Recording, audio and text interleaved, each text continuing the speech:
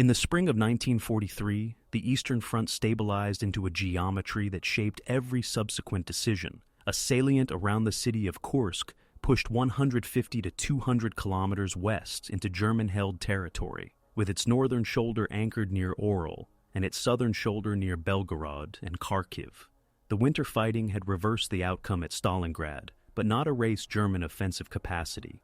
In February-March 1943, mobile operations led by Army Group South reoccupied Kharkiv after the Red Army overextended during its pursuit. The result by April was a protrusion filled with Soviet forces and bordered by German concentrations to north and south. Both coalitions assessed that the salient's existence created an opportunity and a risk. A double envelopment could compress a large Soviet grouping, but an unsuccessful attack could hand the initiative to the defender. The German High Command framed its response as Operation Citadel. The plan envisioned a pincer attack converging on Kursk. To the north, 9th Army under Army Group Center. To the south, 4th Panzer Army and Army Detachment Kempf under Army Group South. The stated objective was to reduce the salient, destroy Soviet reserves committed to its defense, and restore a shorter, more defensible front, before Western Allied operations in the Mediterranean and potential landings in Western Europe forced a redistribution of resources. Timing became a central issue. Adolf Hitler and OKH postponed the start multiple times from May into early July to assemble new armored equipment, Panthers and heavy tank destroyers known as Ferdinands, and to refit divisions depleted in earlier campaigns. This improved firepower on paper, while giving the opponent additional weeks to strengthen defenses. Soviet leadership, having absorbed the steep attrition of 1941 to 42, now combined defensive preparation with strategic patience. The State Defense Committee and the Stavka directed Central, Voronezh, and Steppe fronts to fortify the salient in depth while husbanding mobile reserves for counterblows. Commanders Konstantin Rokossovsky, Central Front, and Nikolai Vatutin, Voronezh Front, oversaw a layered system of field works, anti-tank obstacles, artillery strongpoints, and pre-registered fire plans. By late June, the defender had established several defensive belts with redundancy in minefields, trenches, and anti-tank gun lines. The Steppe Front under Ivan Konev, positioned east of the salient, functioned as a second echelon and contained the Stavka reserve armies earmarked to counterattack once the German thrusts lost momentum. Both sides made decisions informed by intelligence that was extensive but not symmetrical. The Germans relied on aerial reconnaissance and prisoner interrogations, aware that the salient was defended in strength but uncertain of the full scale of Soviet reserves beyond the first belts. The Soviets integrated partisan reports from rear areas, aerial photography, traffic analysis, and assessments of German production and rail movements. They also monitored the well-publicized German buildup around Orel and Belgorod. This coalition of sources persuaded Moscow that a major summer offensive was likely, its axis predictable, and its timing constrained by equipment arrivals and weather. Force levels in early July reflected contrasting strategic positions. The German striking force for Citadel numbered roughly 700,000 to 780,000 personnel across both pincers, with about 2,500 to 2,900 tanks and assault guns, and several hundred ground attack and fighter aircraft assigned from Luftflotte 6 and Luftflotte 4th. Composition varied. 9th Army fielded strong contingents of assault guns and the 653rd and 654th Heavy Tank Destroyer battalions, equipped with Ferdinands for the northern assault. 4th Panzer Army and Army Detachment Kempf massed Panzer IV as their most reliable medium tanks, reinforced by Tigers from heavy battalions, and a newly formed Panther Brigade attached to the 48th Panzer Corps. The Red Army deployed within and behind the salient a larger aggregate, on the order of 1.8 to 2.0 million personnel, approximately 4,800 to 5,500 tanks and self-propelled guns, over 20,000 guns and mortars, and several thousand aircraft under the 16th Air Army and other VVS formations. These totals included the operational reserves east of the salient earmarked for later phases. Industrial and logistical factors weighed heavily on both coalitions. Germany sought a decisive local success to offset a broader production imbalance. Panther and Tiger deliveries promised higher armor protection and gun performance, but new platforms required spare parts, trained crews, and recovery assets. Several Panther battalions suffered mechanical faults during their approach marches. The Soviet Union, by contrast, could replace medium tanks at scale with T-30 foes and light T-70 produced in numbers that compensated for individual vehicle losses, and it concentrated rail movements to stockpile ammunition, fuel, and engineering materials along likely axes of attack. Soviet commanders also synchronized artillery ammunition expenditures with pre-planned defensive fires, accepting high initial consumption to disrupt German combined arms coordination at the line of contact. Civilian conditions in the salient and its approaches varied by zone of control. In German-occupied districts near Orel and Belgorod, requisitions and labor demands reduced local food stocks and placed villages along supply routes under intensified security measures as the offensive neared. In Soviet-held rear areas east of Kursk, authorities executed evacuations of livestock and certain industrial workshops, moved administrative functions out of likely bombardment zones, and expanded civil defense instructions for air raids and artillery fire. The proximity of large force groupings meant that rural communities were exposed to artillery preparation, air strikes, and the risks of counter-battery engagements. Doctrinal expectations framed the coming collision. German Panzer doctrine emphasized concentrated armor, close air support, and rapid exploitation through disrupted defensive sectors. Commanders intended to employ heavy tanks to break strong points and medium tanks to roll the breach. Soviet doctrine, refined after 1942, stressed anti-tank depth, elastic employment of rifle divisions, and timed commitment of tank and mechanized corps as counterattack echelons against attackers already attrited by obstacles and artillery.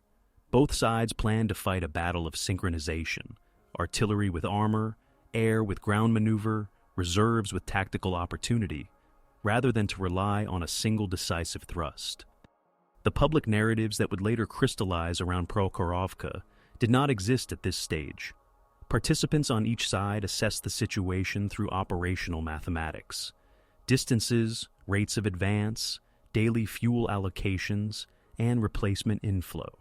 For German staffs, the calculus was whether concentrated striking groups could achieve encirclement before strategic reserves intervened. For Soviet staffs, the question was whether layered defenses and timely counterstrokes could fix and wear down attackers sufficiently to enable a broader counteroffensive on the Orel and Belgorod-Kharkiv axes. These preconditions, geography, force ratios, equipment readiness, intelligence, and doctrine, set the frame within which the battles of early to mid-July 1943 would unfold, including the engagement near Prokhorovka that later generated the most debated claims. At 2:30 on 5 July 1943, Soviet artillery along both shoulders of the Kursk salient opened counter-preparation fire based on warnings from reconnaissance and radio intercepts. Batteries of Central and Voronezh fronts fired pre-planned concentrations on German assembly areas, road junctions, and known gun positions. The intent was to disrupt the last-hour forming up of assault groups and to consume the attackers' first echelon ammunition expenditure under bombardment rather than in coordinated barrages. German artillery answered in sequence. By first light, the fire plans for Operation Citadel began, rolling barrages to cut lanes through minefields and suppress anti-tank strongpoints, with close air support tasked to strike artillery headquarters and known anti-aircraft sites. On the northern axis, 9th Army under Walter Model committed infantry and assault guns first, with armored groups echelon behind to exploit any breach. The assault frontage pivoted on two tactical localities, Poniri Station and the heights near Olkovatka, where Soviet 13th Army had constructed dense belts of mines, trenches, and anti-tank positions. The 656th Heavy Panzerjäger Regiment fielded Ferdinand tank destroyers with long-range gun performance against armor and fortifications. Infantry divisions advanced with pioneer detachments to clear obstacles. Progress measured in hundreds of meters encountered interlocking fires from 45mm and 76mm guns, heavy machine guns, and mortars. German units reported gaps in telephone lines from counter-preparation fire and difficulties synchronizing infantry, engineers, and assault guns across cratered ground. By midday, battalion-level gains in several sectors were offset by attrition against minefields and artillery interdiction on approach roads. In the south, Army Group South strike opened with a paired method. 4th Panzer Army under Hermann Hoth massed 2 corps for the main effort. 2nd SS Panzer Corps, Leibstandarte, Das Reich, Totenkopf, prepared to drive northeast toward the Piesel crossings. 48th Panzer Corps, reinforced by a Panther regiment, aimed on the Oboyan axis. To the east, Army Detachment Kempf's 3rd Panzer Corps would fix and then advance to protect the main thrust's right flank. The first day's sequence emphasized breaking the first Soviet defensive belt held by 6th Guards Army. Assault pioneers led companies through minefields under artillery smoke. Once paths were forced, Panzer IVs and assault guns entered to suppress strong points with direct fire, while grenadier battalions reduced trench lines. Panther units suffered a mixture of losses. Mines triggered mobility kills, and mechanical faults appeared during concentration and the first hours of movement, leading to recovery and repair tasks that absorbed armored maintenance assets. Opposing these thrusts, the Red Army's initial disposition reflected a defensive doctrine designed to trade ground for attackers' expenditure. In the north, 13th Army deployed rifle divisions abreast, with anti-tank artillery regiments positioned to fire frontally and from flanks. Tank brigades were held behind the main trench systems to counterattack only where German infantry and assault guns penetrated beyond mine lines and lost engineer support. In the south, 6th Guards Army allocated reinforced rifle divisions to covering zones and tasked attached artillery to fire by prearranged map data. 1st Tank Army and Independent Tank Corps sat in a second echelon, ready for limited counterattacks against exposed spearheads. Engineers maintained alternate firing positions for guns and anti-tank rifles to avoid destruction by preparatory strikes. And traffic control detachments managed the lateral roads behind the first belt to move ammunition and reserves. Air operations began in heavy density at dawn. Luftflotte 4 and Luftflotte 6 committed ground attack aircraft against known battery positions and road knots, while fighters screened armored columns from VVS interceptors. The Soviet 2nd and 16th Air Armies launched counter-air sorties to disrupt Stuka and HS-129 concentrations and flew close support for threatened sectors.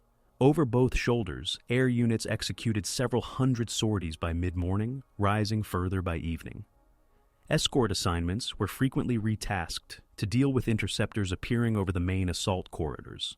Both sides reported concentrated bombing on bridges and culverts to limit reinforcement. The net effect on the ground varied by sector. In zones where weather allowed sustained sorties and radio nets held, close air support helped suppress anti-tank nests. Elsewhere, low cloud and smoke made identification difficult and increased the risk of short drops. By evening of July 5th, situational reports reflected a mixed picture. North of Kursk, the German 9th Army had pushed into the foremost Soviet positions in several places, but faced continuous anti-tank fires from subsequent lines, with Ferdinands effective at long range, yet reliant on infantry protection against close assault teams.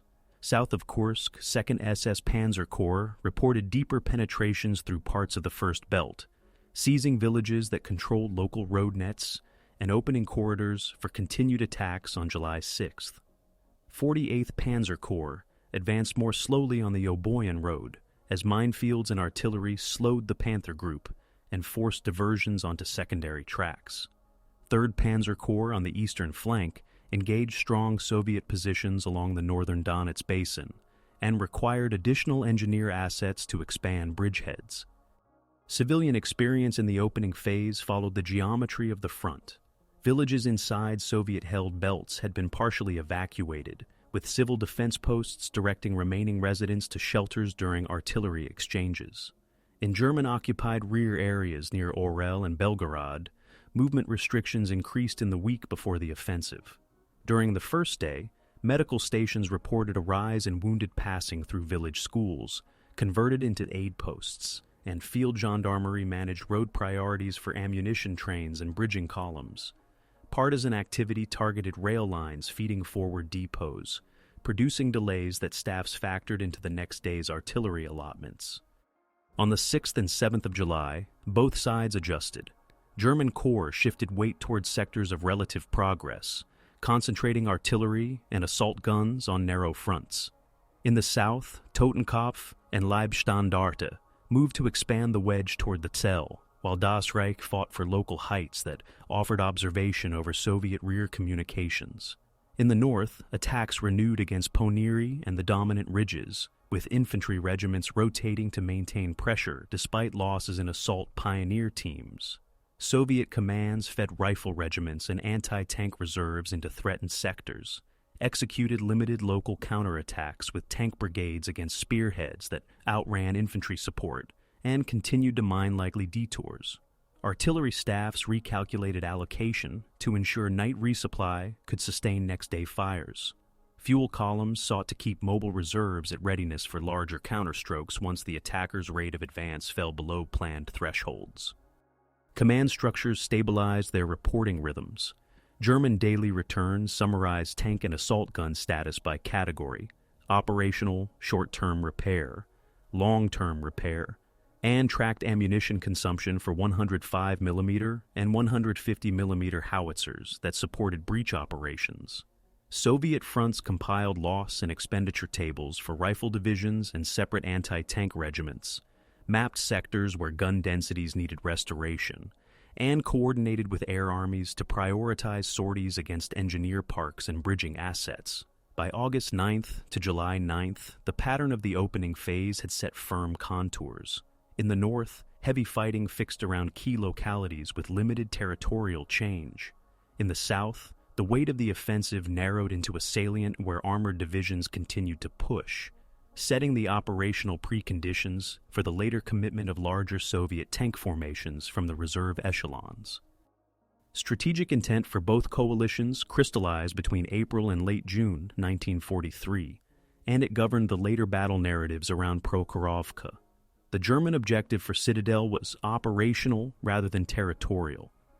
Compress the Kursk salient by a double envelopment, inflict losses on Soviet reserves in a confined space, and re-establish a shorter front that economized divisions for later contingencies. Army Group Center's 9th Army would attack south from the Oral area. Army Group South's 4th Panzer Army and Army Detachment Kempf would attack north from the Belgorod-Kharkiv sector. Staff appreciation set phases: breach of the first defensive belt, reduction of successive belts, link up near Kursk or east of it, while emphasizing attrition of Soviet armor within the pocket rather than a rapid pursuit into depth. Schedules slipped as new equipment deliveries, Panther AUSFD and Ferdinand tank destroyers, were folded into plans. Expectations assumed that qualitative improvements, concentrated artillery, and close air support could offset growing Soviet numerical superiority. Soviet planning, directed by Stavka, accepted the salient as bait. The near-term objective was to blunt Citadel with layered defenses and then seize the initiative by counter-offensives against Orel in the north and the Belgorod-Kharkiv axis in the south. Central and Voronezh fronts were tasked to hold the line with prearranged fire plans and elastic use of rifle divisions. The Steppe Front, stationed east of the salient, assembled large mobile reserves for decisive counterstrokes. The scheme envisaged attriting the German spearheads as they crossed mine belts and anti-tank zones, fixing them on tactically unfavorable ground, and then delivering armored counterattacks once the attackers' operational tempo fell. This logic underlay the later commitment of 5th Guards Tank Army around Prokhorovka and the broader counteroffensives that followed. Operational design translated into concrete force packages. In the north, 9th Army massed infantry divisions supported by assault guns and approximately 80 to 90 Ferdinands of the 653rd and 654th Heavy Tank Destroyer Battalions to break Soviet strongpoints around Poniri and Olkovatka. In the south, 4th Panzer Army hinged on 2 armored corps. 2nd SS Panzer Corps fielded 3 divisions, Leibstandarte, Das Reich, and Totenkopf, with strong Panzer IV components and attached Tiger companies from heavy battalions. 48th Panzer Corps included the Grossdeutschland Panzergrenadier Division, reinforced by the newly formed Panther battalions, Abteilungen 51 and 52, plus additional panzer and infantry divisions configured to drive on the Oboyan Road. Army Detachment Kempf's 3rd Panzer Corps, on the right flank, organized its own pincer across the northern Donets to protect the main thrust. Across both pincers, German planners counted roughly 2,500 to 2,900 tanks and assault guns, with Luftflotte 4 in the south and Luftflotte 6 in the north, prioritizing ground attack mass at the breakthrough sectors. Soviet echelons were specified to meet this weight with depth and reserves. Central Front arrayed rifle armies in multiple defensive belts, backed by separate anti-tank artillery regiments and tank brigades for local counterattacks. Voronezh Front, guarding the southern shoulder, placed 6th Guards Army on the likely axes, and kept 1st Tank Army and Independent Tank Corps in 2nd Echelon for immediate counterblows. The Steppe Front assembled, among other assets, 5th Guards Tank Army, with 18th and 29th Tank Corps, and 5th Guards Mechanized Corps for larger operational counterstrikes. Aggregate Soviet tank strength in and behind the salient reached into the several thousands, but the doctrine stressed phase commitment. Rifle divisions and artillery would absorb the first shock. Mobile groups would intervene when the attacker's spearheads became channelized by terrain and obstacles. Intelligence assessments shaped both sets of plans.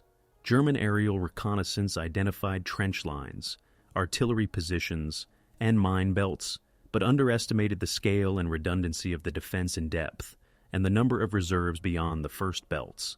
Staffs expected that heavy armor and close air support could create lanes through the minefields quickly enough to maintain momentum. Soviet intelligence fused partisan reports on rail traffic, aerial photography of assembly areas, and radio intercepts, concluding that the main effort in the south would focus on the Belgorod-Oboyan axis with a complementary thrust toward the Pesel. Maskirovka added uncertainty.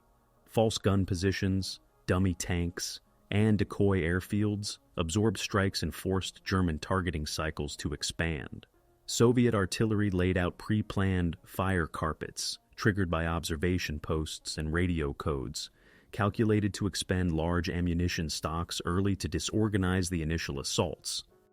Logistics determined feasible rates of advance and counterattack. German railheads at Orel, Bryansk, Belgorod, and Tomarovka funneled fuel and ammunition to forward depots. Daily allocations prioritized 105mm and 150mm howitzers for suppressing strong points and smoke fires for minefield breaching. Panther battalions, new to the field, required spare parts, trained maintenance detachments, and recovery vehicles. Mechanical faults in final drives and fuel system issues appeared during concentration marches, forcing unplanned workshop cycles. Ferdinand units carried ample armor-piercing ammunition, but depended on infantry screens to protect their flanks and rears in close terrain. Luftwaffe plans concentrated 8th Flieger Corps for massed ground attack in the south, apportioned fighter cover to armored corridors, and scheduled interdiction of bridges and culverts to isolate Soviet local reserves. Soviet sustainment emphasized redundancy. Rail movement stocked ammunition and mines forward into the belts, while second-line depots east of Kursk held fuel and shells for the mobile groups. Engineer brigades prepared switch positions for guns and built alternate supply tracks across the steppe to mitigate artillery interdiction. Anti-tank densities, measured as guns per kilometer of frontage, were calculated to maintain coverage even after losses, and tank destroyer regiments were placed to fire from flanks along likely lanes of German advance. Air armies planned mixed packages, fighters, ground attack, and reconnaissance, to contest air superiority and to strike bridging parks and engineer columns, the enablers of any breakthrough.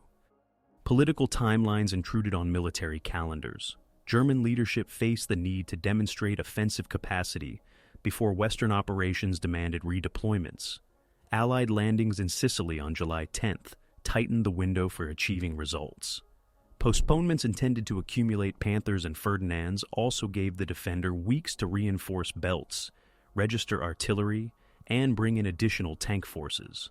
Soviet leadership communicated to the population a defensive determination and framed the salient as a deliberate trap. Internally, commands were instructed to preserve operational reserves for counteroffensives and avoid premature commitments that risked attrition without positional advantage. Planning for the sector that later included Prokhorovka took shape within this larger logic. The German southern pincer intended to drive along corridors bounded by the Pasel River and the Belgorod-Aboyan Road, seize crossings, and roll the defense from the flank.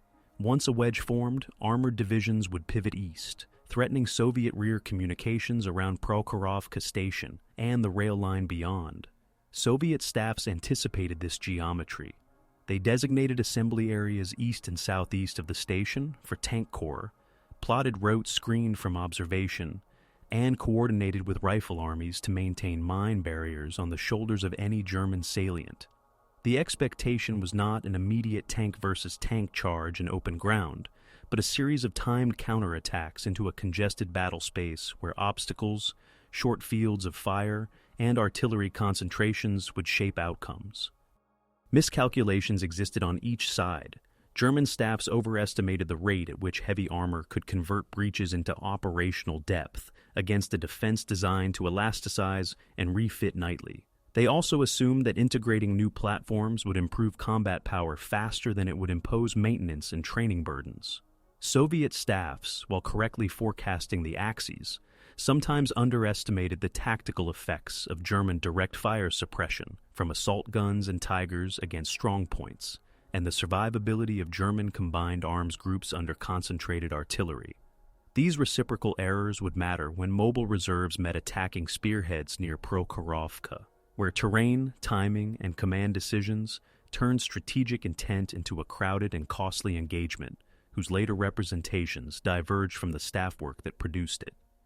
At daybreak on July 5th, the first engagements fixed the geometry of the battle in ways both staffs had anticipated and misread. On the northern shoulder, 9th Army's infantry divisions stepped off behind timed concentrations from the Corps artillery and Nebelwerfer regiments, pushing against the 13th Army's mine belts and anti-tank zones around Ponyri and Olkovatka. Assault pioneer companies marked lanes under smoke, while assault guns and Ferdinands engaged strong points at ranges beyond 1,500 meters. Soviet gunners, working from pre-registered data, shifted fires by code word to intersect cleared corridors. Mine densities in sectors of the First Belt reached over 1,500 anti-tank and anti-personnel devices per kilometer of frontage, and gaps forced by pioneers attracted counter-battery fire. By mid-morning, German spearheads recorded gains measured in several hundred meters to a few kilometers, capturing advanced trenches and parts of collective farm complexes. The price included heavy engineer casualties and numerous mobility kills from mines. Soviet rifle regiments rotated platoons forward to reoccupy shell holes as firing pits, and separate anti-tank artillery regiments traded guns for time, withdrawing batteries after firing short, high-intensity missions. The northern fight quickly coalesced around terrain that controlled observation. Ponyri Station and the ridgelines south of it changed hands at company scale, with German infantry supported by assault guns, pushing into factory buildings while Soviet units counterattacked from switch positions. Ferdinands proved effective in long-range duels against tanks and bunker-like emplacements, but their need for infantry screens in close terrain slowed exploitation. German reports noted telephone line breaks and gaps in coordination when forward observers were suppressed. Soviet reports cited ammunition expenditure at rates higher than planned for 76mm batteries due to the volume of armor and assault guns approaching in narrow files. By evening on July 5th, the line bent but did not break. 9th Army's commanders reshuffled reserves for renewed thrusts on July 6th to 7th toward the Olkovatka Heights, where holding the crest line would determine whether deeper belts could be attacked in sequence. On the southern shoulder, the first contacts unfolded differently. 2nd SS Panzer Corps and 48th Panzer Corps opened along parallel corridors north of Belgorod. The new Panther battalions of Abteilungen 51 and 52, attached to 48th Panzer Corps near Grossdeutschland, entered minefields and soft ground that magnified mechanical stress. A number of vehicles suffered final drive failures or engine issues during the first hours. Panzer IV units, more mature in service, took over much of the direct fire task against strongpoints. South of Yakovlevo and Luchki, the SS divisions advanced with assault pioneers, cutting paths, while Sturmgeschütz batteries suppressed trenches by bounding fire. Opposite them, Voronezh Front's 6th Guards Army used artillery fire carpets to break up company columns, then committed tank brigades and short counterattacks against spearheads that had outrun infantry support. Local settlements changed hands repeatedly, and crossroads that served as artillery observation points became focal ground. Terrain and obstacles produced a battlefield that was narrower and more congested than map distances suggested. Fields were broken by balkas and riverine folds. Orchard belts and village street grids forced armor into serial fights. Anti-tank guns sighted for enfilade along likely lanes shortened engagement ranges. German air support, when weather allowed, struck gun lines and suspected headquarters. Soviet fighters and ground attack aircraft contested the airspace and hit engineer parks and bridging columns. By night on July 5th to 6th, Daosen SS Panzer Corps had penetrated into the first belt at several points and prepared to widen wedges toward the Pisel crossings. 48th. Panzer Corps advanced more slowly along the Oboyan Road, where minefields and artillery forced detours onto secondary tracks. On the eastern flank, 3rd Panzer Corps struggled to expand bridgeheads across the northern Donets under heavy fire, leaving the right of the main thrust with less lateral security than planned. Civilian presence within the immediate combat zones was limited by prior evacuations and movement controls, yet not eliminated. In Soviet-held belts, village authorities had moved children and livestock where possible. Medical posts set up in basements treated blast and shrapnel wounds from artillery and air strikes. In German-occupied rear areas, schools and churches functioned as aid stations for transit casualties, and field gendarmerie enforced road priority for ammunition and fuel convoys. Rail traffic in the Orel and Belgorod sectors experienced delays from partisan demolitions, which forced German staffs to reschedule artillery allotments and adjust fuel delivery to armored units. The disruptions did not halt operations but compressed daily consumption plans into narrower windows.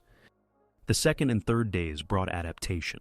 In the north, 9th Army massed artillery for concentrated thrusts on July 6th against Ponieri's industrial quarter and toward the Olkhovatka Ridge complex. Infantry regiments rotated through assault and consolidation roles to sustain pressure while pioneer companies replenished mine-clearing equipment. 13th Army of the Soviet Union shifted anti-tank regiments to cover emerging lanes and launched battalion-sized counterattacks with attached tank brigades, where German infantry outpaced assault gun support. The struggle for observation continued. Whoever held the heights could bring more accurate fire into the next belt. Gains remained local. Several German battalions reported advancing 1 to 2 kilometers before being halted by crossfires and counterattacks. Soviet units tallied losses in guns and tanks, but maintained continuous lines, using night to relay mines and restore trench systems. In the south, 2nd SS Panzer Corps sought to convert tactical penetrations into operational momentum. Totenkopf and Leibstandarte pressed toward the Pisel and seized villages with road nets critical to resupply. Das Reich fought for heights that dominated lateral Soviet communications.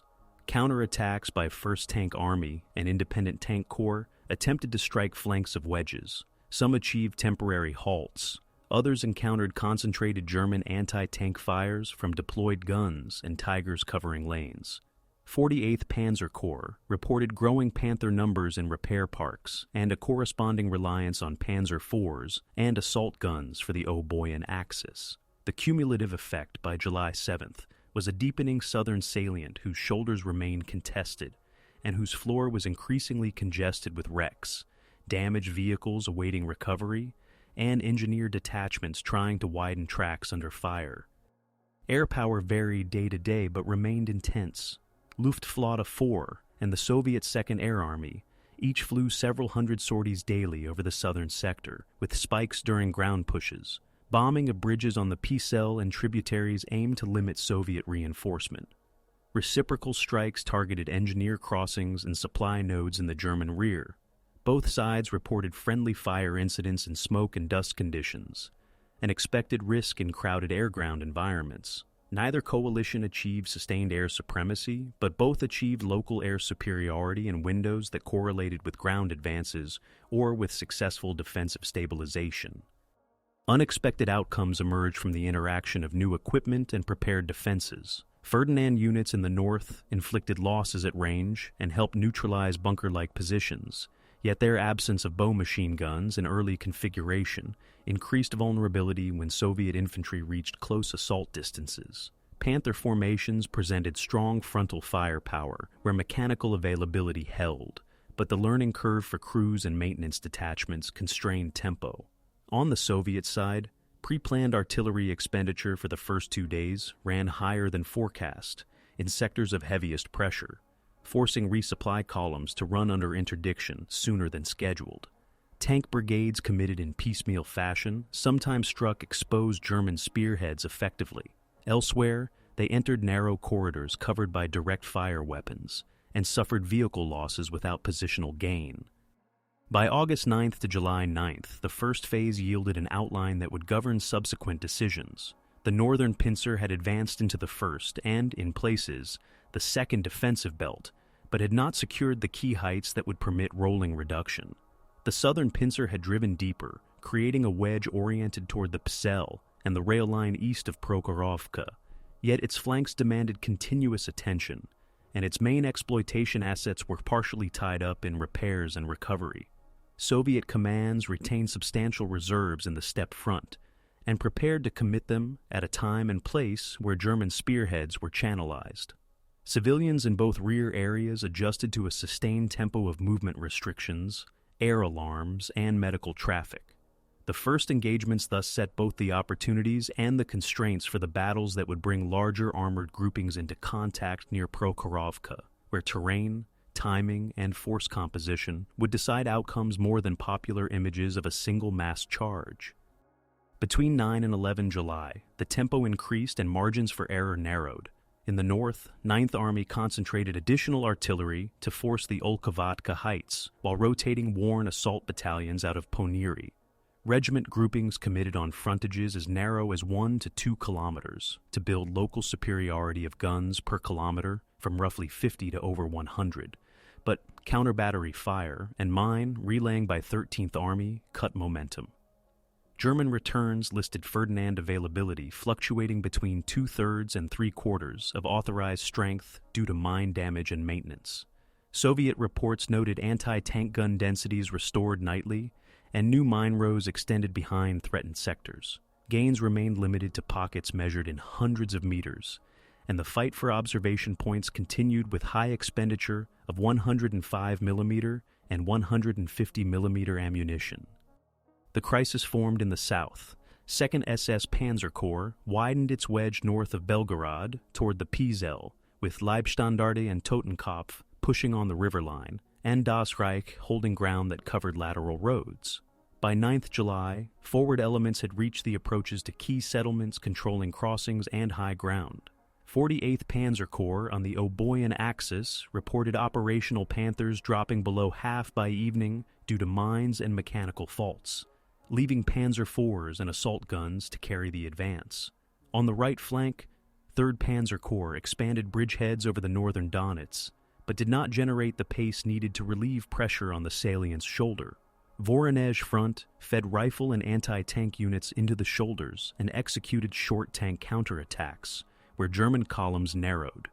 The outcome was a deeper but not yet secure salient whose floor pointed toward Prokhorovka station and the rail line beyond. Reinforcement schemes reflected different strategic logics. For the attacker, 4th Panzer Army aimed to concentrate striking power at a single pivot rather than to broaden all sectors. Ammunition columns prioritized high explosive for bunker reduction and smoke for minefield breaching. Heavy tank companies were held to cover lanes against counterattacks and to neutralize anti-tank strongpoints by direct fire. For the defender, Stavka ordered larger reserves forward. 5th Guards Tank Army with 18th and 29th Tank Corps and 5th Guards Mechanized Corps concentrated east of Prokhorovka between 9 and 11 July. Strength on paper approached 700 to 850 tanks and self-propelled guns, including a majority of T-30s foes, several hundred T-70s, Su-76s, and limited numbers of Su-122s. Support included multiple rocket launcher regiments and heavy artillery groups intended to shape the engagement area before armor committed. The approach march itself became a contested phase. Luftwaffe groups attacked road knots and bridges, while VVS units established patrol lines to protect assembly areas and screen daylight movements with smoke and deception. Casualty accounting during escalation showed attritional mechanics rather than sudden collapse. In the southern sector, 2nd SS Panzer Corps' daily tallies for July 9th to 11th recorded operational tanks in the low hundreds across 3 divisions, with fluctuations as recovery and repair returned vehicles to service. Panzer IVs formed the bulk of operational strength. Tiger companies reported smaller absolute numbers, but high availability relative to strength due to concentrated maintenance support. Soviet Army-level reports for the same days listed Rifle Division, attrition by battalion and company, anti-tank gun losses replenished from front depots, and tank brigade strengths reduced by combat and breakdowns, yet restored in part as repaired vehicles rejoined. Both coalitions reported rising personnel casualties in engineer and reconnaissance units, a function of mine, warfare, and close terrain. Command challenges multiplied. German Corps staffs faced congestion on narrow tracks where wrecks, disabled vehicles awaiting recovery, and mine clearance teams competed for space. Radio nets carried dense traffic. Interference and loss of forward observers under artillery fire degraded timing between barrages and armor movement. Soviet staff struggled to time counterattacks so that brigades struck spearheads without entering prepared killing zones. The practice of committing tank brigades in sequence, 2 forward, 1 in reserve, was preserved, but instances of premature engagement occurred when local commanders reacted to perceived opportunities or to urgent requests from rifle divisions. Night logistics under air interdiction forced both sides to adapt. Headlights were limited, routes dispersed, and supply points moved repeatedly to avoid mapped patterns. Terrain and weather imposed additional constraints. Short July nights restricted the window for repair and recovery. Morning ground haze and smoke complicated air-ground identification. The P-cells bends and tributaries created compartments where a force could advance several kilometers and then meet enfilade fire from the far bank, or from balkas at right angles to the lane of movement. Orchard belts and village grids force combined arms coordination at very short ranges. Anti-tank guns and self-propelled guns positioned for flanking fire achieved engagement distances well under 800 meters, increasing lethality but also ammunition expenditure as guns fired more rounds per target to ensure kills amid dust and movement. Political timelines intersected with the battlefield. On July 10th, Allied forces landed in Sicily. German High Command weighed the risk that extended fighting at Kursk would restrict redeployment options. Signals from OKW to the Eastern armies underscored the need for timely results, but did not immediately curtail Citadel. Soviet leadership emphasized to fronts that the window to seize the initiative after blunting the offensive was opening. Orders to ready Operation Kutuzov against Orel, and to prepare a southern counteroffensive along the Belgorod-Kharkiv axis were reiterated. The result was a convergence. While the southern pincer pushed toward Prokhorovka, Soviet reserves assembled for an armored commitment designed to stabilize the sector and set conditions for a larger counterstroke. Air operations reached sustained intensity. Over 9 to 11 July, Luftflotte 4 and the 2nd Air Army each flew several hundred to over 1,000 sorties per day in the southern sector, depending on weather. German ground attack aircraft concentrated on batteries, bridges, and assembly areas. Soviet strikes targeted engineer parks, fuel dumps, and traffic nodes. Both sides noted spikes in ammunition use for light flak and for 37mm and 85mm anti-aircraft guns as low-level attacks increased. The net ground effect varied by locality. Successful interdiction delayed some Soviet tank columns reaching assembly times. Elsewhere, fighter cover and dispersal mitigated losses. By the evening of the 11th of July, the crisis line ran along villages and heights west and south of Prokhorovka. 2nd SS Panzer Corps held a salient with its forward divisions near the Pesel's Bends, and with Das Reich covering the southern shoulder. 48th Panzer Corps had not matched that depth on the Oboyan Road. Voronezh Front still held continuous lines on the shoulders, and the Steppe Front's 5th Guards Tank Army stood concentrated for commitment.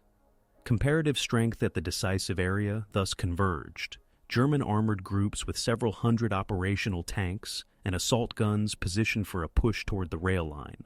Soviet formations with several hundred tanks and self-propelled guns ready to counterattack from covered assembly areas. Civilians displaced from the immediate zone moved east along controlled routes. In German rear areas, traffic discipline tightened to maintain fuel flow.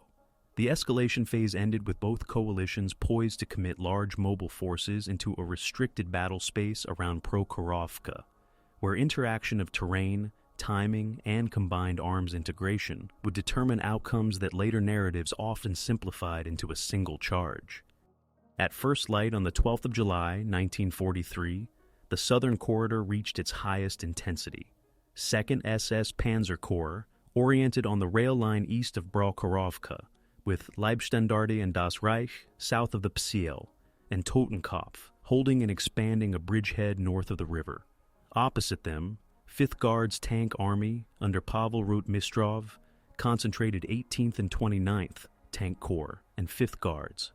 Mechanized corps in assembly areas east and southeast of the station, with additional tank formations of Voronezh Front aligned on the shoulders. Strength figures varied by hour as repairs returned vehicles to service, but comparative totals at the decisive sector placed several hundred Soviet tanks and self-propelled guns against German armored groups numbering in the low to mid-hundreds, with Panzerverfuhrs forming the bulk of the German line, Tigers covering lanes, and assault guns and anti-tank guns integrated into the defensive matrix.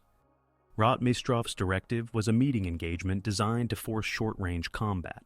The near ground contained a deep anti-tank ditch near the Oktyabrski State Farm, a rail embankment, and a series of balkas that segmented fields into compartments. Soviet tank brigades advanced in multiple axes to strike the shoulders of the German wedge and to prevent its pivot east. Smokescreens and artillery concentrations preceded movement. At points where the ditch blocked forward progress, tanks funneled into narrow crossings under direct fire from guns sighted along the shoulders. Engagement ranges fell to 200 to 500 meters in many sectors. The design accepted vehicle losses at the approach in exchange for time and for disrupting German coordination between armor, assault guns, and anti-tank artillery. On the German side, Corps Command under Paul Hauser tasked Leibstandarte to secure the ground around Oktyabrski and to hold the anti-tank ditch line while preparing a push toward the rail. Das Reich was to guard the southern shoulder and advance on heights that dominated lateral Soviet communications. Tigers from heavy companies and attached battalions covered likely corridors. Assault guns and PaK-40 batteries created overlapping fields along the flanks of the ditch and village streets. When Soviet brigades appeared through smoke and dust, German forward observers called for rapid shifts of artillery, and tank platoons fired from hold-down positions behind slight rises or man-made berms. Local counterattacks by company groups restored disrupted sectors, but rarely moved far before meeting prearranged Soviet artillery fires. The common post-war image of a single frontal mass, charge across open steppe, did not match the day's mechanics. The field near Prokhorovka contained multiple simultaneous fights divided by terrain and obstacles. North of the rail embankment, elements of Totenkopf fought to expand a bridgehead over the Pesel against Soviet forces maneuvering along the riverbank. South of the embankment, Leibstandarte and Das Reich engaged successive waves from the 18th and 29th Tank Corps that attempted to break through at the ditch crossings and along the edges of orchards and hamlets. In some sub-sectors, Soviet tanks reached German gun lines and overran positions. In others, they were stopped at short range by combined fire from tanks, assault guns, and anti-tank guns. Recovery and repair teams on both sides worked under fire, pulling damaged vehicles off lanes to prevent gridlock. Air support was intense but uneven in effect. Luftflotte 4 flew large numbers of ground attack and fighter sorties aimed at assembly areas, batteries, and bridgeheads on the P-cell, while the 2nd Air Army concentrated on suppressing German engineer parks, anti-tank concentrations, and traffic nodes feeding the salient. Dust, smoke, and short July cloud cycles limited target identification. Several strikes achieved tactical effect by breaking up regiment columns or smashing gun positions. Others dispersed under fighter opposition or released ordnance on secondary targets when primary objectives were obscured. Neither side gained continuous air superiority, but both achieved local windows that correlated with brief swings on the ground. Loss accounting for July 12th reflected the structure of the fight. Soviet brigades suffered heavy tank casualties in repeated assaults through narrow corridors and against short-range defenses. Several brigades reported reductions to a fraction of their morning strength by evening. German armored units recorded fewer total write-offs during the day, but a high number of temporary losses from mobility damage and battle hits that required workshop time. Operational tallies fluctuated as vehicles cycled through repair parks. Anti-tank gun crews on both sides experienced high attrition. Personnel casualties rose among engineers at ditch crossings and among forward observers exposed on low rises needed for observation in a flat landscape. Command decisions during the day aimed to convert tactical outcomes into operational effect. Rotmistrov committed reserves in sequence to sustain pressure while attempting to widen engagements away from the most lethal lanes at the ditch. Artillery headquarters expended large stocks to maintain suppressive fires on German gun lines and to cover withdrawals of shot-up units. Hauser redistributed Tigers to threaten sectors and authorized local withdrawals to straighten lines behind wreck clusters that impeded maneuver. Corps staffs emphasized holding shoulders and maintaining the integrity of routes that fed fuel and ammunition forward, accepting pauses rather than risking units becoming fixed in places where recovery was impossible. Civilians within the immediate zone had largely been moved out in previous days, yet villages behind the Soviet lines and in German rear areas absorbed indirect effects. Medical points overflowed with wounded from both sides passing through. Agricultural stores were requisitioned for fodder and vehicle crews, and rail and road traffic controls transformed small towns into staging points. Smoke from burning crops and structures worsened visibility and complicated navigation along minor tracks marked only by stakes and hastily painted signs. By late afternoon, the shape of the day became clear. The rail line east of Prokhorovka remained under Soviet control. Leibstandarte held ground around Oktyabrskaya, but did not break through to the rail. Das Reich kept its sector intact without advancing far beyond morning lines. North of the Pizel, Totenkopf retained its bridgehead, but did not achieve a breakout onto the high ground commanding the Soviet rear. Soviet formations had not destroyed 2nd SS Panzer Corps, yet they halted its immediate push toward the rail and inflicted vehicle and personnel losses that required regrouping. Both coalitions reported ammunition expenditure at levels that forced reallocation for the following days.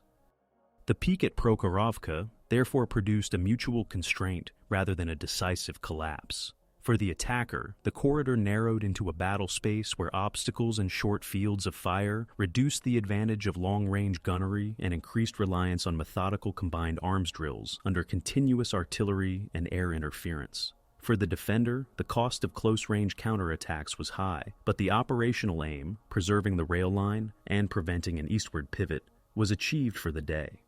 As evening fell, staffs on both sides calculated the next steps, with reference to broader developments. The northern shoulder still held against 9th Army, and preparations for Soviet counteroffensives against Orel and along the Belgorod-Kharkiv axis neared completion. The largest day around Prokhorovka thus marked the crest of the southern pincer without resolving the campaign, setting conditions for decisions taken at higher headquarters on July 13th to 14th that would redefine the direction of the front. On 13th July, Both coalitions adapted their methods to the conditions exposed at Prokhorovka. 2nd SS Panzer Corps, having failed to seize the rail line east of the station, shortened and fortified its forward arc. Company groups bulldozed lanes through wreck clusters to clear fields of fire. Assault guns and POC-40 batteries were repositioned to form layered anti-tank zones along hedgerows, balkas, and the shoulders of the anti-tank ditch near Oktyabrski. Tigers were redistributed as mobile fire brigades rather than as spearheads, tasked to counter short, sudden thrusts by Soviet brigades. Ammunition tables shifted toward armor-piercing and high-explosive mix calibrated for short ranges. Recovery companies worked under darkness to tow disabled vehicles to repair parks, where cannibalization supplied final drives, track links, and optics. Fuel priorities favored units in contact. Rear security forces reported reduced allotments and consolidated patrols. Opposite them, Rotmistrov's 5th Guards Tank Army reorganized for sustained contact, rather than a single-day decision. Brigade commanders recomposed companies by mixing crews from damaged units with vehicles returned from workshops. Liaison officers recharted approach routes to avoid the most lethal defiles at the ditch crossings. Artillery headquarters adjusted missions from rolling preparatory fires to concentrated counter-battery and immediate suppression of newly identified gun lines. Engineer battalions prepared expedient crossings and cut ramps into the ditch to widen maneuver options, while rifle formations improved foxholes and gun pits on ground, retained on July 12th. Tank brigades rehearsed shorter bounds with tighter infantry tank cooperation, accepting slower tempo in exchange for lower exposure to flanking fires. Air forces on both sides altered tactics. After daylight massing on July 12th had produced high losses in crowded airspace, Luftflotte, 4 increased dawn, and dust strikes against ammunition points, repair parks, and bridging sites rather than pursuing continuous daytime presence over the front. The 2nd Air Army emphasized fighter sweeps to open windows for ground attack groups, then concentrated on known engineer parks and traffic nodes feeding the German salient. Sortie counts remained high, hundreds per day in the southern sector, but the distribution spread across interdiction zones rather than stacking directly over tank engagements. Both forces increased low-level reconnaissance to refine gunline maps. This produced additional losses to light flak, but reduced the number of fruitless strikes on decoy positions. On the northern shoulder, adaptation took a different form. 9th Army continued assaults toward Poniri and the Olkovatka Heights through July 12th to 13th, using concentrated artillery and Ferdinands to neutralize strongpoints. The tempo slowed as German infantry rotated exhausted battalions, and as Soviet 13th Army relayed mines and restored gun densities behind contested sectors. By 14 July, with Operation Kutuzov launched against the Oral salient, German command confronted a strategic constraint. Reserves needed for countermeasures north of Kursk could not be simultaneously sustained in the south at previously planned levels. Staffs began preparing phased withdrawals from the deepest positions in the north while maintaining strong rear guards to avoid a rapid rollback. Partisan pressure on rail and road communications intensified in mid-July.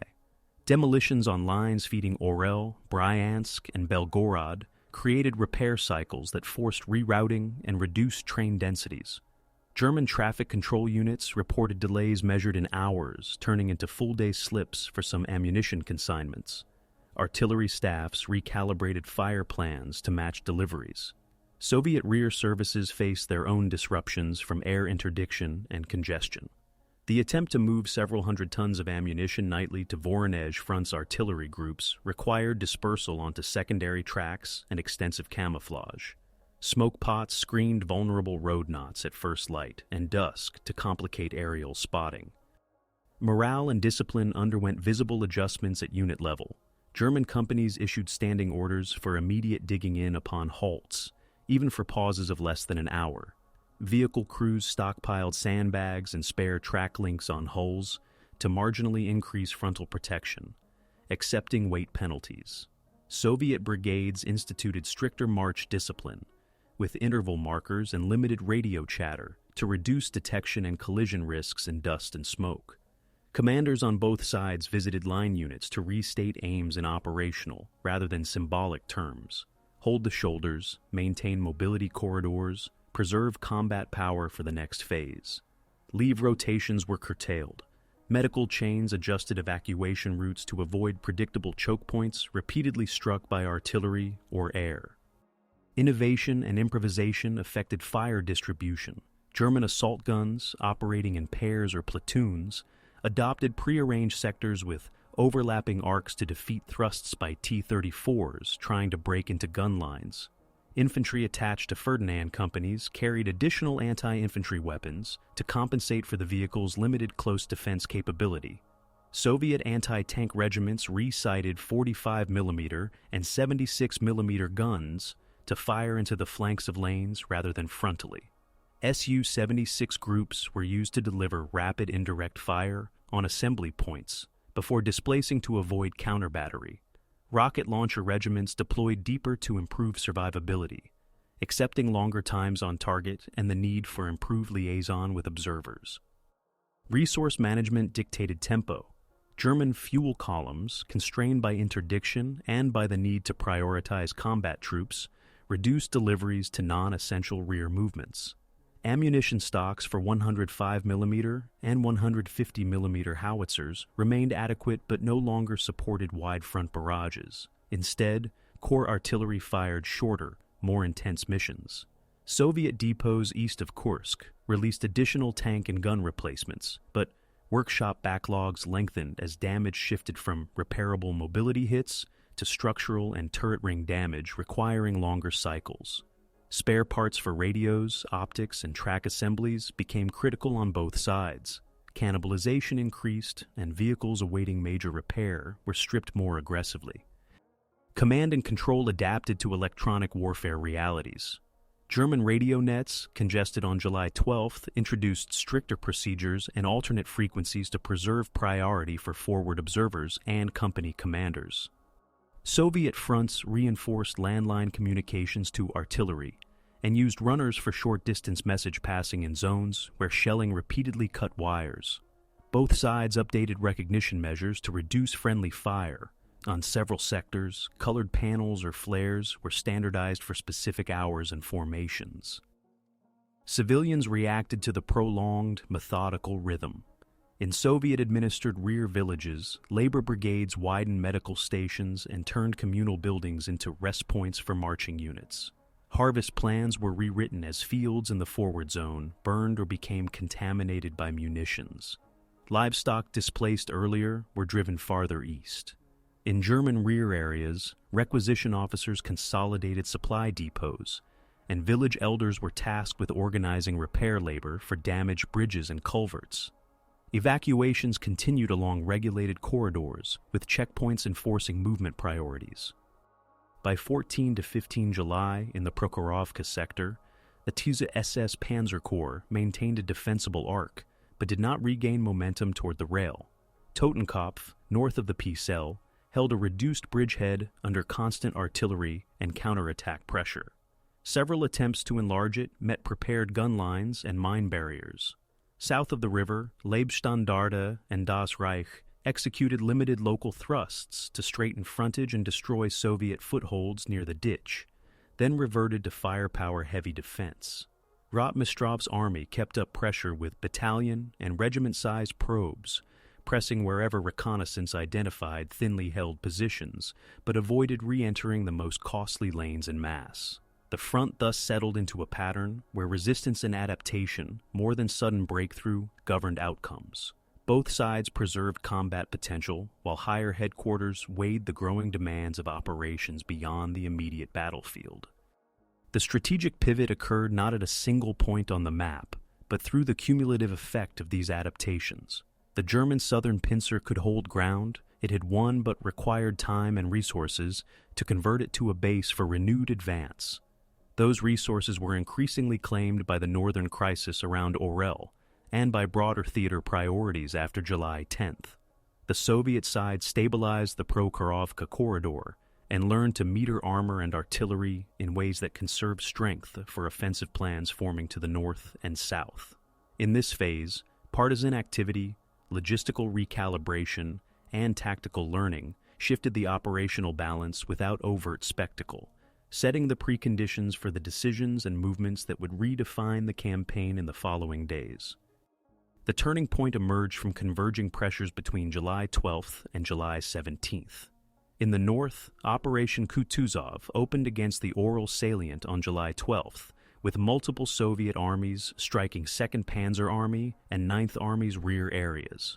By 14 to 15 July, German staffs reported withdrawals from forward positions north of Kursk to avoid encirclement of advanced salients near Poniri and to reconstitute reserves for Orel's defense. In the south, 2nd SS Panzer Corps and 48th Panzer Corps held a forward arc west and south of Prokhorovka, but did not regain the momentum required to reach the rail line east of the station. Ammunition expenditure for 105mm and 150mm howitzers exceeded daily allotments, Panthers remained below planned operational strength due to repairs, and bridgehead growth north of the Pisel stalled against layered gun lines. At theater level, Allied landings in Sicily on July 10th compressed the window for decisive results.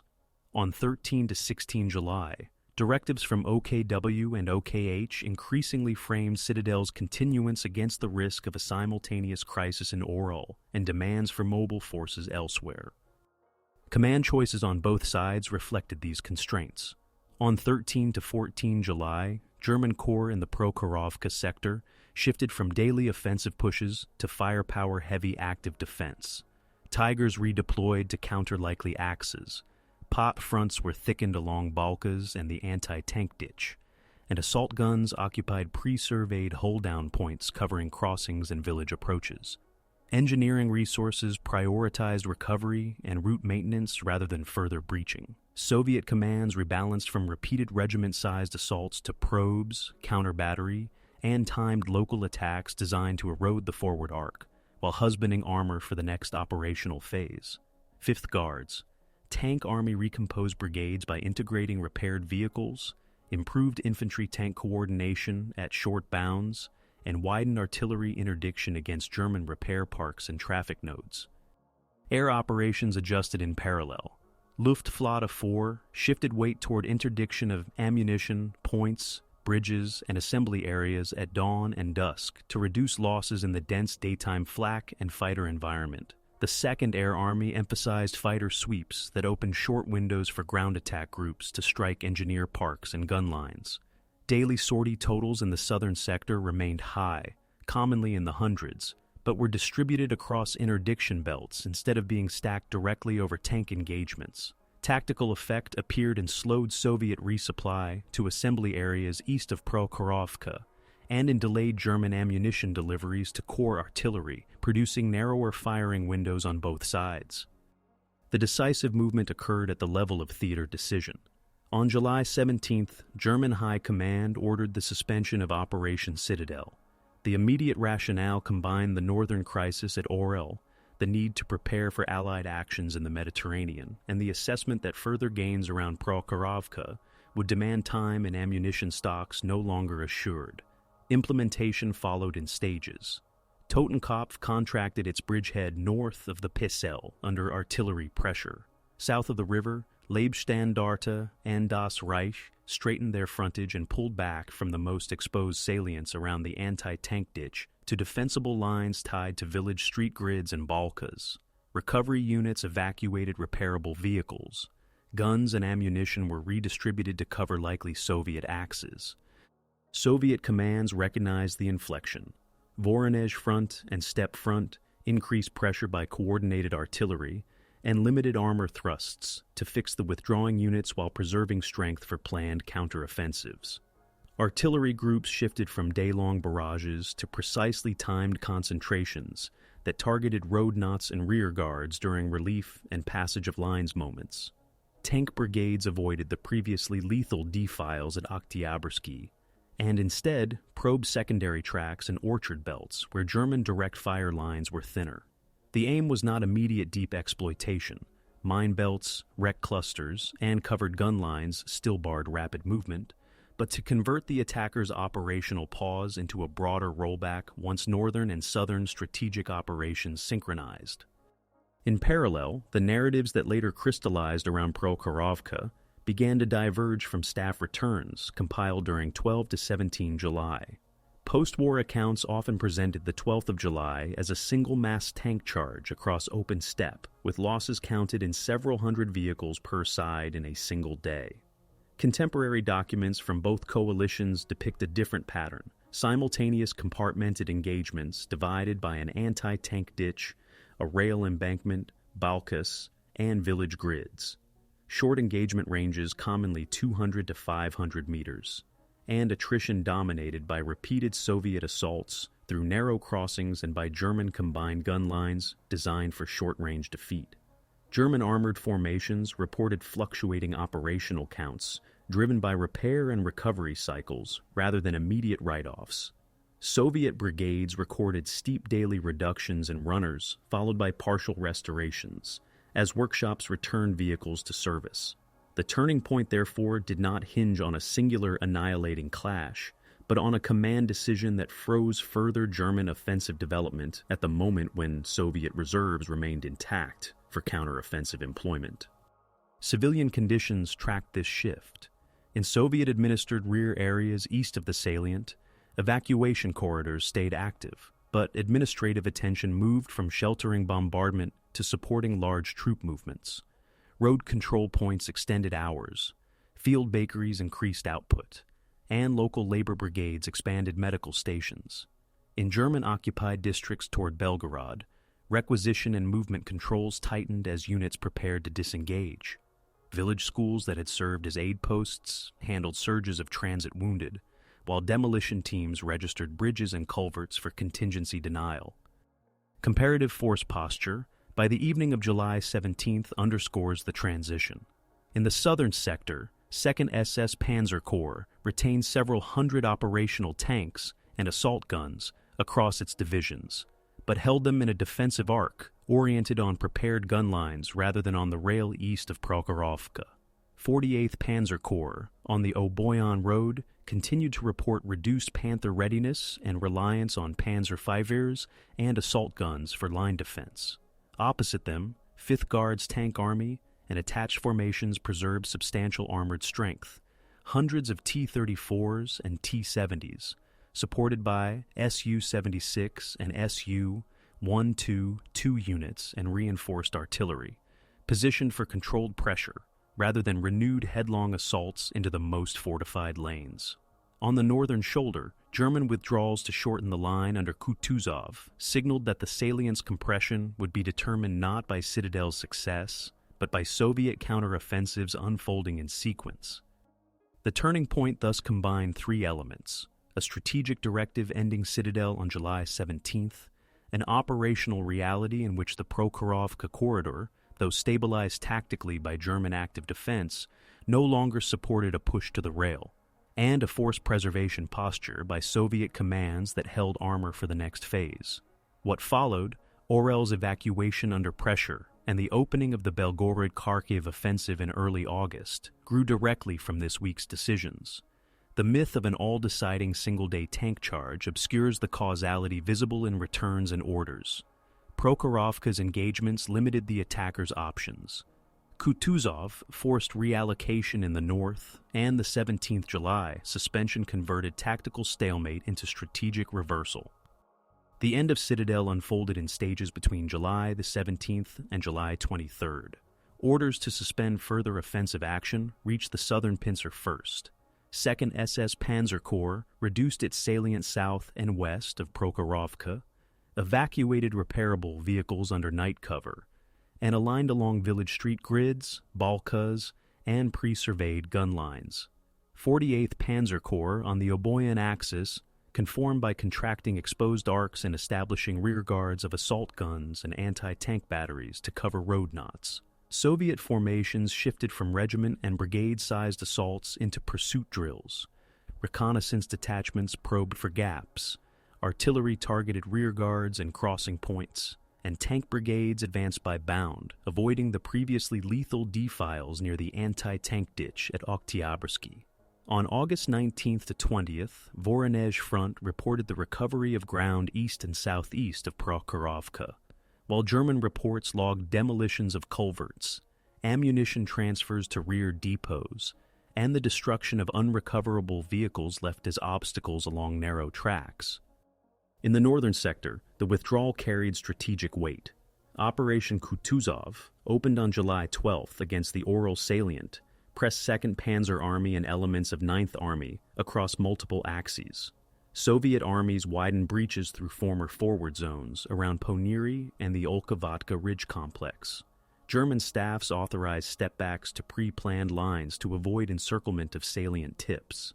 Between 20 and 27 July, positions north of Kursk were shortened by successive rearguard actions, with artillery firing pre-arranged concentrations and then displacing by echelons. Rail movements from Ural toward Bryansk and Roslavel carried wounded equipment and staff elements under repeated partisan attacks, which forced detours and longer cycle times for train sets.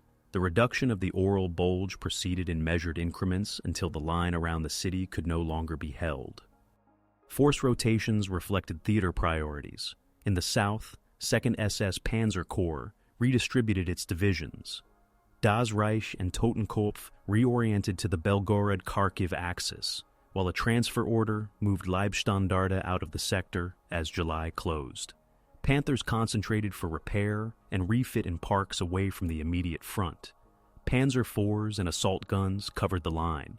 On the Soviet side, 5th Guards Tank Army reorganized after the Prokhorovka fighting, replacing losses from front depots and workshops and integrating repaired vehicles back into the 18th and 29th Tank Corps and the 5th Guards Mechanized Corps.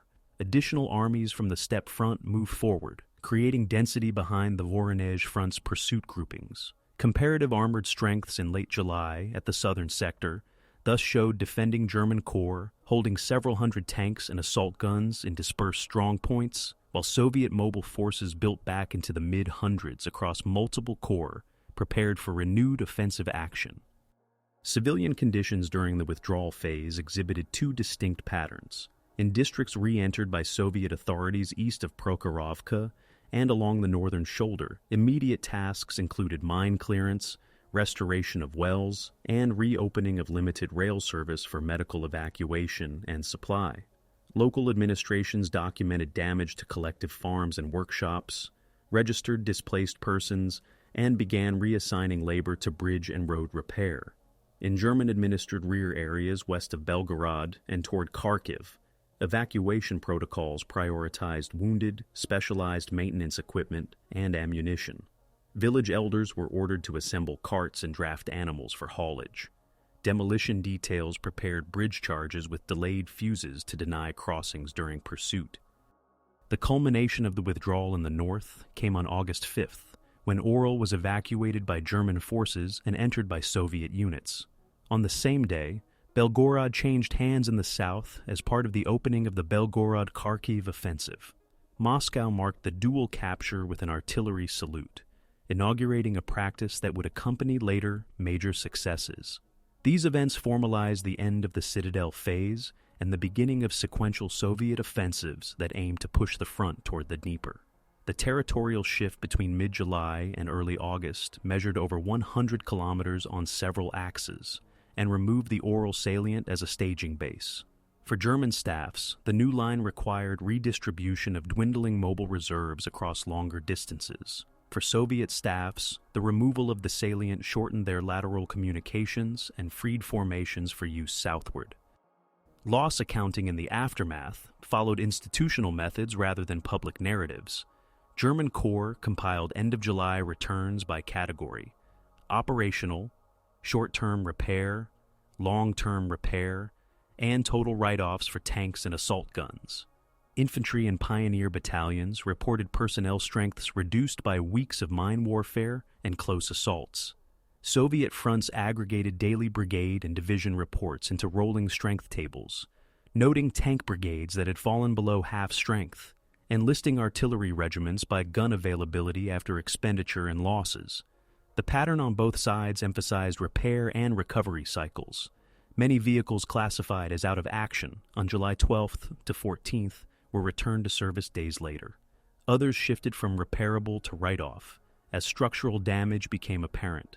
The official numbers used to plan August operations therefore diverged from single-day loss figures that later entered popular accounts. Command and control during the pullback stressed preserving combat power. German rearguards combined assault guns, anti-tank guns, and small infantry groups to hold road junctions until night, then disengaged under artillery and smoke. Traffic discipline prioritized fuel and medical convoys. Stragglers were collected into march units.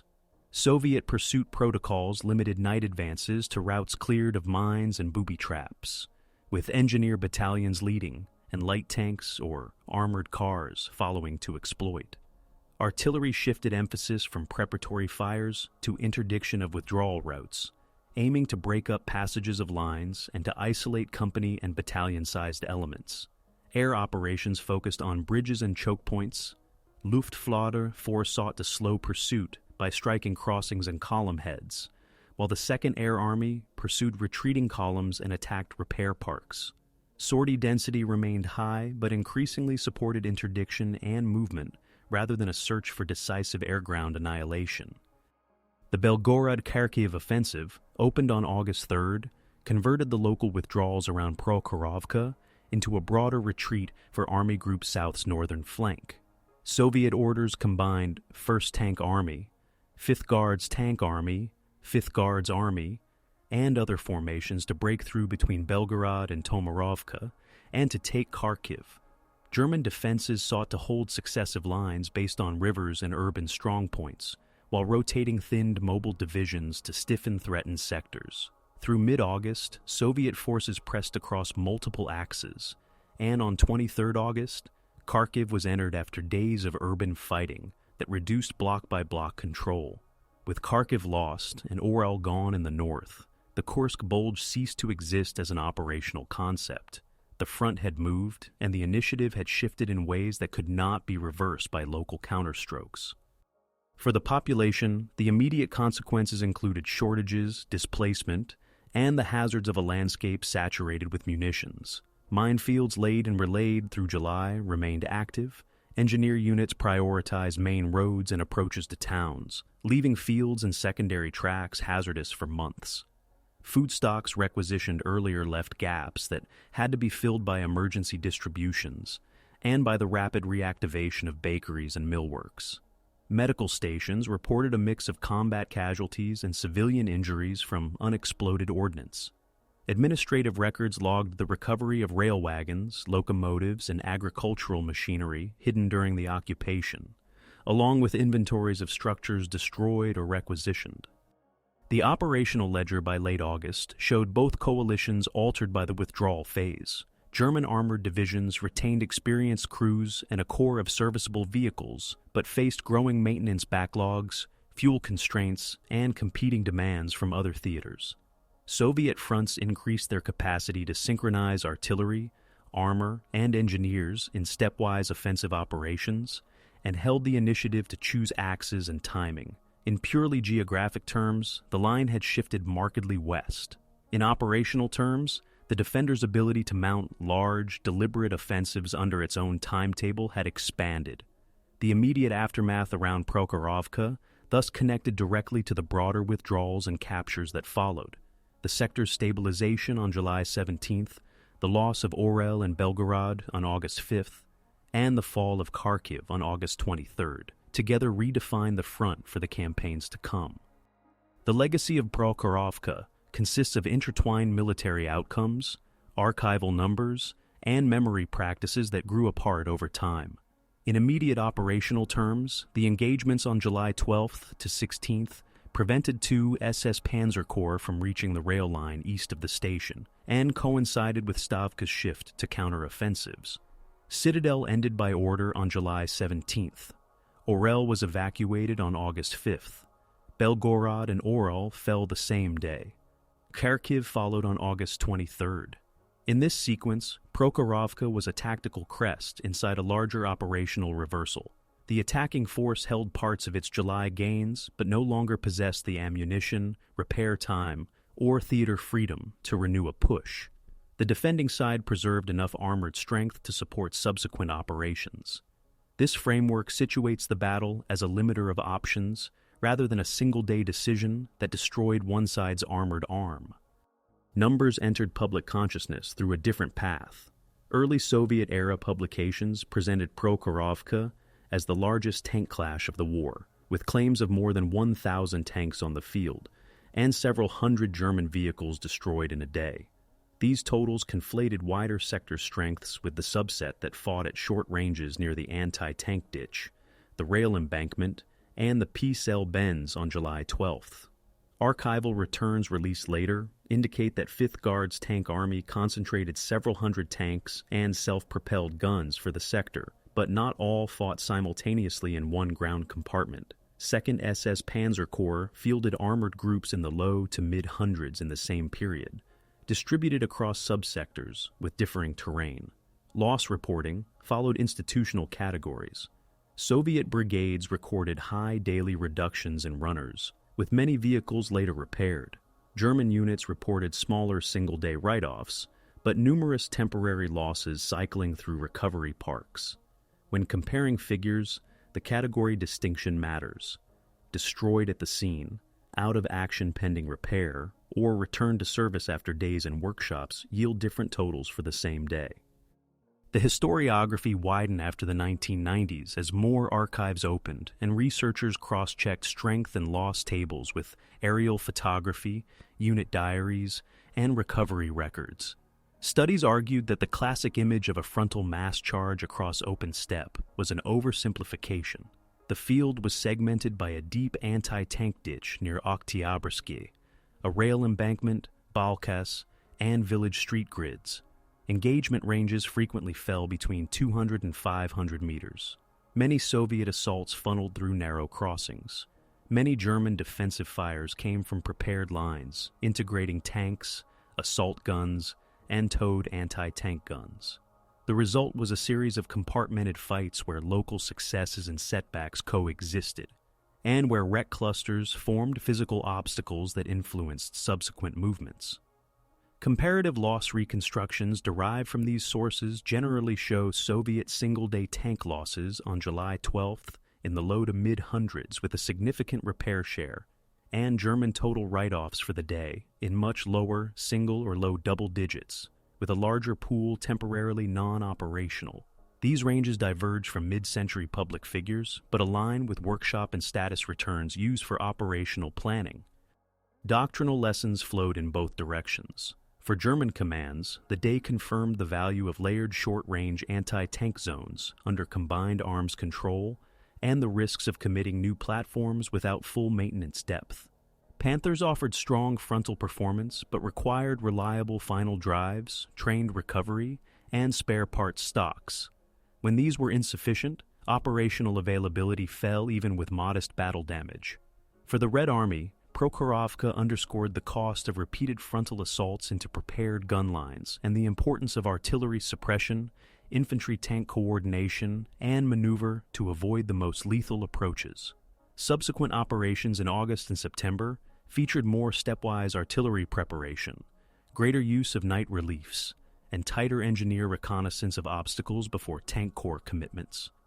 Civilian and economic dimensions also shaped the legacy. The corridor around Prokhorovka required extensive mine clearance, bridge repair, and rail restoration in July-August. Soviet authorities reopened rail links for medical evacuation and supply while documenting damage to collective farms and workshops. German rear areas conducted regulated evacuations with demolition plans for denial at bridges and culverts. After the front moved west, the ground retained traces of the compartmented nature of the fighting. Ditch lines, shell craters, and burned belts that dictated where post-war memorials and museums would be placed. The memorial complex at Prokhorovka Field, with a belfry and museum exhibits, signaled a state-backed narrative that emphasized mass-armored combat and sacrifice.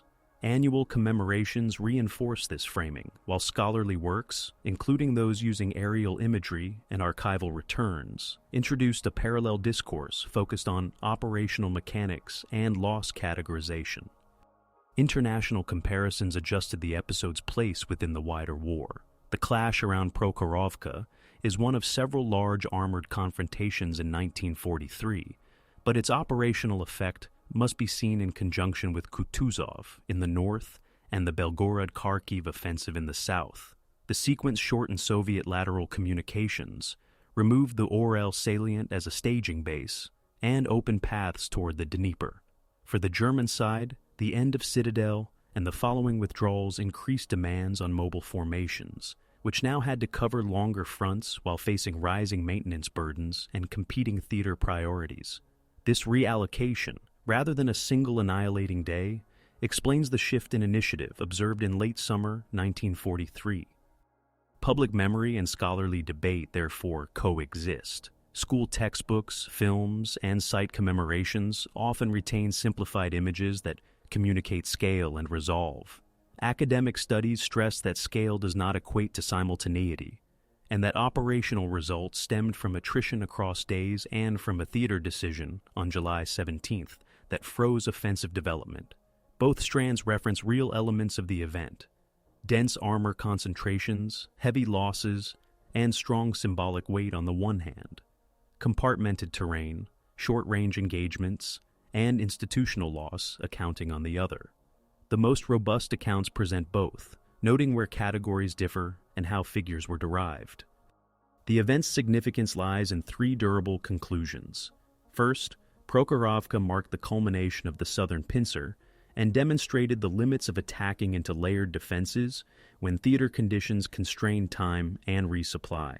Second, the engagements validated defensive and offensive adaptations that both coalitions would apply through the remainder of 1943, from anti-tank zone integration to more deliberate artillery engineer tank sequencing. Third, the historiography illustrates how memory is constructed. Numbers captured attention, but archives, maps, and repair logs refined understanding. The field near Prokhorovka thus became both a physical site and an analytical case, connecting staff work, industrial capacity, and the experience of crews and civilians to an outcome best measured not by a single day's tallies, but by the operational turn that followed.